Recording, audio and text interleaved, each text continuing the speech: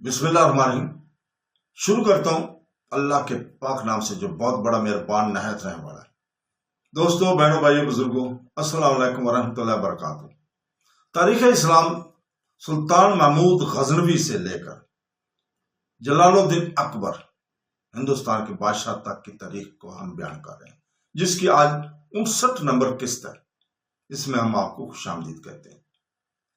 دوستو، بہن، بھائی، ہم بات کر رہے تھے ایباک، اس لڑکے کی، اور وہ وہاں کے پنڈت سے بات کر رہا ہے اور کہہ رہا تھا کہ ہندوستان میں داخل ہونے والے آریہ صرف یہاں کے قریب دراوڑیوں سے ہی متاثر نہیں ہوئے، وہ ایرانیوں سے بھی متاثر ہوئے تھے۔ یہ وہ ایبا کہہ رہا ہے۔ آپ جانتے ہیں ایران میں ایک گھاس کو مقدس جان کر پیا جاتا تھا، خصوصاً مقدس عبادتوں کے موقع پر، جسے ایران میں سوما کہا جاتا تھا۔ یہ دراصل ایک قسم کی بھنگ ہے۔ ہندوستان میں بھی اس کا استعمال پوجا پاٹ اور مقدس موقع پر کیا جانے لگا ہے۔ پنڈت جی، آپ کو یہ بھی یاد ہوگا کہ سکندر اعظم جب ان سرزمینوں پر حملہ آور ہوا تھا تو یہاں کا دھرم یونانیوں سے بھی متاثر ہوئے۔ یونانی چونکہ سورج کی پوجا پاٹ کرتے تھے، ان سے متاثر ہو کے ہندوستان میں بھی سورج اور آگ کی پرستش ہونے لگی تھی، پوجا پاٹ ہونے لگی تھی۔ اس بنا پر پنڈت جی، میں یہ کہوں گا کہ جو مذہب آریہ لے کر ہندوستان میں داخل ہوئے تھے، اس پر تو وہ قائم رہے ہی نہیں۔ انہوں نے دراوڑیوں، ایرانیوں اور یونانیوں کی رسومات اور دیوتاؤں کو بھی اپنے اندر سمو لیا، اور اس طرح یہ مذہب ارتقائی منازل طے کرتے ہوئے آگے بڑھتا رہا۔ گویا آپ لوگ اپنے دھرم میں تبدیلی کرتے رہے۔ ایک اور بڑی تبدیلی بھی آپ کے دھرم میں دیکھی جا سکتی ہے۔ پنڈت جی، برا نہ مانیے، آپ کے دھرم سے متعلق میں بہت کچھ نہیں جانتا تھا۔ آپ کی راجکماری نے جو مواد پڑھنے کے لیے دیا، اس سے مجھے آپ کے دھرم سے متعلق معلومات حاصل ہوئی۔ یہ جو میں نے آپ کے دھرم کے ارتقائی عمل کی چند مثالیں پہلے دی ہیں، ان سب سے بڑھ کر ایک اور مثال بھی ثابت کرتی ہے کہ آپ کے مذہب کے اندر آہستہ آہستہ تبدیلی ہوتی رہی اور یہ ارتقائی منازل طے کرتا رہا۔ پنڈت جی، آپ کے ہاں ایک تناسخ کا عقید ہے، جس کے مطابق کوئی انسان مرنے کے بعد فنا نہیں ہوتا، بلکہ دوبارہ جنم لیتا ہے۔ نئے جنم میں اسے کون سا کال ملتا ہے، اس کا انحصار ان کے اپنے سابقہ اعمال پر ہے۔ جیسے اس کے اعمال ہوں گے، ویسا ہی جنم ہوگا۔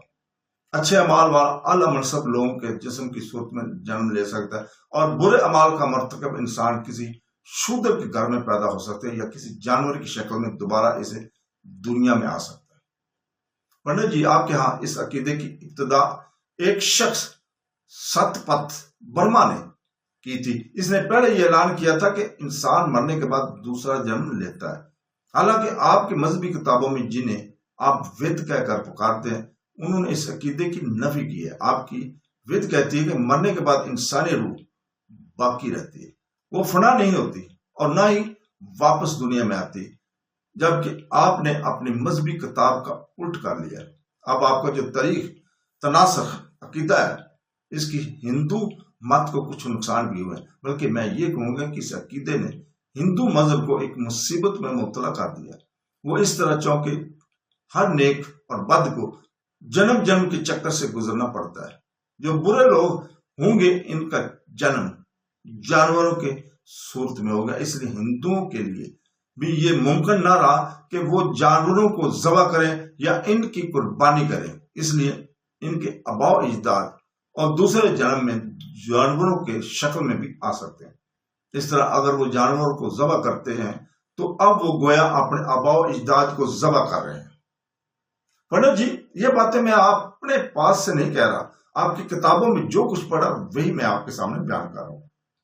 پھر آپ لوگ ایک خدا کے علاوہ انگنت خداؤں اور دیوتاؤں کی پوجا پاٹ کرتے ہیں۔ خیال رکھیے گا، آپ سے یہ پوچھتا ہوں کہ جس غلام کا ایک مالک ہو وہ اچھا رہے گا، یا جس غلام کے انگنت مالک ہوں وہ سکھی رہے گا؟ پنڈت جی، دنیا کے مختلف مذاہب نے خدا کی جن صفات کو پیش کیا ہے، وہ ناقص اور نامکمل ہے، اور نامکمل تصور بھی کی جاتی ہیں۔ اسلامی توحید میں جو خدا کا تصور پیش کیا جاتا ہے وہ قادر مطلق ہے۔ انسانی زندگی پر خواہ وہ زندگی انفرادی ہو یا اجتماعی، اس پر اس کا گہرا اثر پڑتا ہے۔ توحید کا نظریہ انسان کو آزادی اور حریت کا عظیم مقام عطا کرتا ہے۔ تمام کائنات صرف انسان کے لیے پیدا ہوئی ہے، لیکن جب تک اس کا عقیدہ توحید پر نہیں ہوتا، اس وقت تک وہ سب سے ڈرتا ہے، خوف کھاتا ہے اور کانپتا ہے۔ جن چیزوں کو خدا نے اس کی تابع داری اور فرمانبرداری کے لیے پیدا کیا ہے، وہ خود ان کی تابع داری اور اطاعت کرتا ہے، اپنے جیسے انسانوں کو خود اپنا رب بناتا ہے، غلاموں کی طرح ان کے سامنے جھکتا ہے۔ پنڈت جی، ہمارا عقیدہ توحید انسان میں انتہائی درجہ کی خودداری اور عزت نفس پیدا کرتا ہے۔ اس عقیدے کو ماننے والا جانتا ہے کہ موت اور حیات اسی کے ہاتھ میں ہے، عزت اور ذلت کا مالک وہی ہے، تمام باقی باتوں کا مالک بھی وہی ہے، اس کے بغیر کوئی بااختیار اور صاحب اقتدار نہیں ہے۔ یہ عقیدہ خدا کے وقت باقی تمام قوتوں سے بے نیاز اور بے خوف کر دیتا ہے۔ اس کی گردن کسی مخلوق کے سامنے نہیں جھکتی، اس کا ہاتھ کسی کے آگے نہیں پھیلتا، اور یہ تمام صفات عقیدہ توحید سے پیدا ہو سکتی ہے۔ اس کے علاوہ ہمارے دین کا عقیدہ توحید، خودداری اور عزت نفس کے احساس کے ساتھ انسان میں تواضع اور انکساری پیدا کرتا ہے۔ عقیدہ توحید پر یقین رکھنے والا جانتا ہے کہ اس کے بعد جو کچھ ہے وہ خدا کا دیا ہوا ہے، اس لیے وہ متکبر نہیں ہوتا، وہ سب کے ساتھ ہمدردی اور محبت اور الفت کے ساتھ پیش آتا ہے۔ پنڈت جی، اس کے علاوہ عقیدہ توحید سے تمام اقوام کے اتحاد کے لیے ایک مشترکہ رشتے کی بنیاد پڑتی ہے۔ جب تک اقوام عالم کا خدا الگ، آدم الگ، تمام نسلیں الگ رہیں گی تو ان کے اتحاد کا کوئی مرکزی نقطہ نہ ہوگا، تو مساوات انسانی اور عدل کی مضبوطی معاشرتی بنیادوں پر نہ استوار ہو سکے گی، اور توحید کی بنیاد پر عالمگیر سطح سیاسی تنظیم کی عمارت قائم ہو سکتی ہے، اور اسی مرکزیت سے اقوام عالم کا انتشار ختم کیا جا سکتا ہے۔ یہاں تک کہنے کے بعد ایبا رکا، پھر اپنی بات کو آگے بڑھاتا ہوا وہ کہہ رہا تھا، پنڈت جی، برا نہ مانیے کہ آپ کے دھرم میں مجھے اقوام عالم کے اتحاد کا کوئی درس نہیں ملتا، جس میں نے جو آپ کی کتب پڑھی ہیں ان کے مطابق آپ کا دھرم انسان کو ذات پات میں تقسیم کرتا ہے، 4 ذاتوں میں بانٹتا ہے، 3 کو اچھا خیال کرتا ہے، آخری ذات جسے آپ شودر کہتے ہیں انہیں انسان کا درجہ بھی نہیں دیتا۔ میں نے آپ کی کتابوں میں ایک جگہ پڑھا ہے، وہاں لکھا تھا شودر لوگ سور اور کتے کی طرح ناپاک ہیں، اس لیے برہمن کو کھانا کھاتے ہوئے ایسی جگہ پر بیٹھنا چاہیے جہاں شودر کی نظر نہ پڑے۔ پنڈت جی، آپ کی مذہبی کتب کہتی ہیں کہ ہمالیہ سے جنوب تک بندیا چل تک ایک مشرقی سمندر سے مغربی سمندر تک کا علاقہ آریہ ورت کہلاتا ہے۔ برہمن اور کھشتری اور ویش ان علاقوں کے حکمران بن کر رہیں، اور شودر معاش کی تنگی محسوس کرے تو جہاں چاہیں چلے جائیں۔ شودر کو ہمیشہ حقیر سمجھانا چاہیے، اس کا نام بھی حقارت ظاہر کرنے والا ہو جس میں حقارت امیز لفظ شامل ہو۔ برہمن کے نام میں طاقت کو ظاہر کرنے والا لفظ، اور ویش کے نام میں مال اور دولت کو ظاہر کرنے والا لفظ شامل کیا جائے۔ پنڈت جی، آپ کی کتب مزید کہتی ہیں کہ شودر کو مذہب اور عبادت کا درس نہیں دینا چاہیے۔ جو شخص شودر کو مذہب اور عبادت کا درس دیتا ہے وہ شودر کے ساتھ ہی دوزخ کا ایندھن بنے گا، کہ شودر کو اس بات کی اجازت بھی نہیں دی جا سکتی کہ وہ پڑھنے لکھنے کا خیال بھی دل میں لائے۔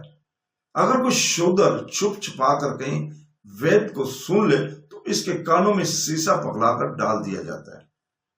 پنڈت جی، آپ کی مذہبی کتب مزید کہتی ہیں کہ برہمن اور کھشتریوں کی روحیں ترقی کر کے 2 منزلوں سے گزر چکی ہیں، اور اس لیے یہ دونوں ذاتیں 2 جہنمی ہیں۔ اس کے برخلاف شودر ایک نما ہے، یعنی اس کی روح ابھی انسانیت کی ایک منزل سے گزری ہے، اس لیے شودر کو ذلیل رہنا چاہیے، اور وہ دولت جمع نہیں کر سکتا خواہ اس کی طاقت ہی کیوں نہ ہو۔ اگر شودر کے پاس دولت جمع ہو جائے گی تو برہمنوں کو نقصان پہنچائے گا۔ پنڈت جی، انسانیت میں انتشار پیدا کرنے کے لیے آپ کی مذہبی کتب مزید کہتی ہیں کہ شودر صرف ایک بار مہینے میں ایک بار حجامت بنوائے گا، اور اس کی غذا برہمن کے کھایا ہوا جھوٹا کھانا ہوگا۔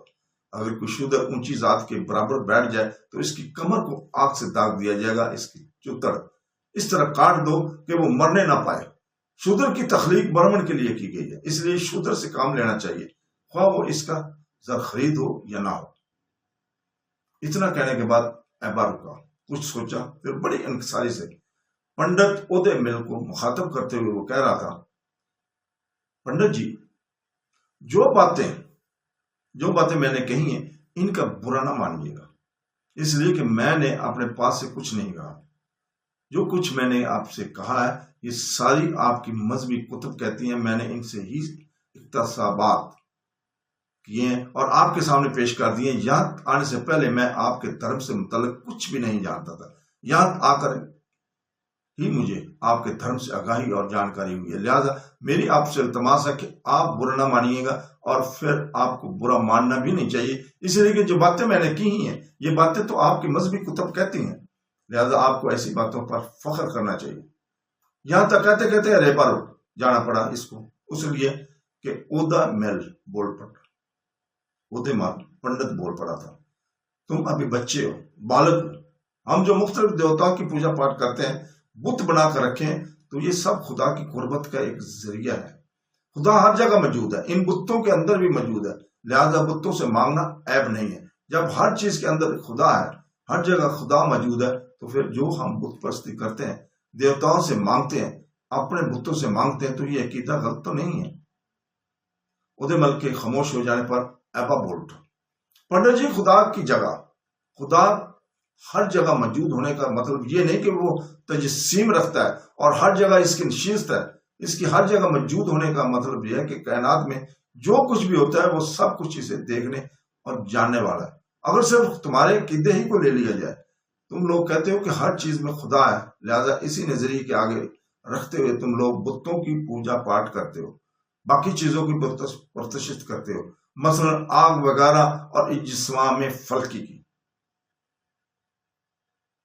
پنڈت کی اس کائنات میں بہت سی گندی چیزیں بھی ہیں، غلاظتیں بھی ہیں، اگر آپ کے نظریے کو سامنے رکھا جائے تو پھر تو اس غلاظت اور گندگی کی بھی پوجا پاٹ کی جا سکتی ہے، اس سے بھی مانگا جا سکتا ہے، اس لیے کہ بقول آپ کی ہر چیز بھی خدا ہے۔ پنڈت جی، دھرم کی بحث چھوڑیے، آپ اپنے دھرم پر رہیے، مجھے اپنے دین پر رہنے دیجیے، نہ میں اپنے آپ کو دین میں لانے کی گستاخی کرتا اور نہ آپ میرے دین کو چھیڑیے گا۔ رہا آپ کا دوسرا سوال، مجھے راجکماری کمار دیوی سے معافی مانگ لینی چاہیے، تو میں اس سے معافی کیوں مانگوں؟ میں نے کیا جرم کیا ہے؟ اگر میں یہاں سے بھاگا ہوں تو میں اس کا زر خرید غلام تو نہ تھا کہ میں نہ بھاگ کر غلطی کی ہے، گناہ کا مرتکب ہوں۔ آپ دو باتیں لے کر آئے تھے، اپنے دھرم کی طرف مجھے بلانا چاہتے تھے، میں نے آپ سے کہہ دیا کہ نہ آپ میرے دین کو چھیڑیں نہ میں آپ کے دھرم کو چھیڑ رہا ہوں۔ آپ کا دوسرا مطالبہ راجکماری کمار دیوی سے معافی مانگنے کا تھا،